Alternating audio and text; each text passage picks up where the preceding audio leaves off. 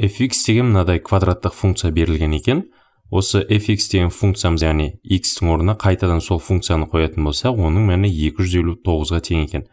Осы берілген функциядағы мына x-тің мәні нешеге тең, яғни x-тің қандай мәнінде 250-ге тең болатындығын табуымыз керек екен. Бұны есептеу үшін бірінші мына x квадрат азайтылған 6x қосылған 12 деп тұр ғой. Бұның толық квадратын бөліп алайық. Сонда бұл тең x квадрат азайтылған 2 көбейтілген x көбейтілген 3 деп жазсам болады. Енді маған жетіспей тұрғаны мына 3-тің квадраты толық квадратқа келу үшін. Демек, онда мен 9-ды қосып, 9-ды азайтайын, және де мына ең соңындағы қосу 12-ні ұмытпайық.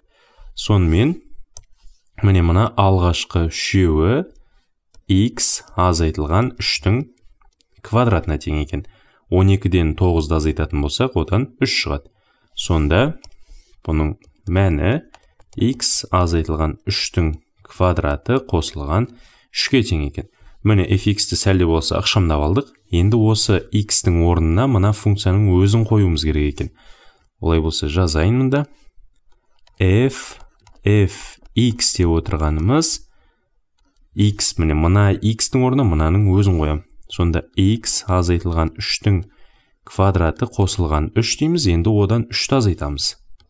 Азайтылған 3-тің квадраты қосылған 3. Мына 3 пен 3 жойылып кетеді. Сонда бұл x азайтылған 3-тің 4 дәрежесі қосылған 3. Ал енді келесі мына fx-тің мәні 259-ға тең болды ғой.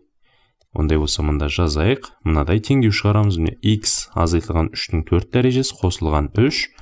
Бұл 259-ға тең екен. Демек, онда x азайтылған 3-тің 4 дәрежесі 256-ға тең екен. 256 деп отырғанымыз бұл 4-тің 4 дәрежесі. 4-тің квадраты ол 16, сонда міне 4-тің мұнда 4 дәрежесі деп жазайық. Сонымен, міне мынау x минус 3-тің 4 дәрежесі бұл 4-тің 4 дәрежесіне тең екен.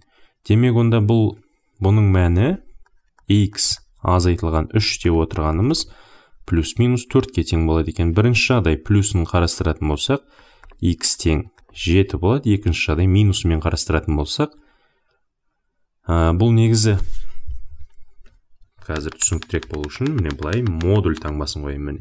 X минус 3-тің модулі, ол яғни 4-тің модуліне тең. Бірақ енді мына 4-тің модулі деп отырғанымыз бәрі оң сан болғандықтан, мына теңдеуді шешеміз ғой. Сонда x минус 3-тің модулі 4-ке тең десек, бірінші жағдай плюспен алатын болсақ, x тең 7, екінші түбірі минус 4 деп шығарамыз. Сонда мына минус 4-ке 3-ті қосатын болсақ, минус 1-ге тең екен.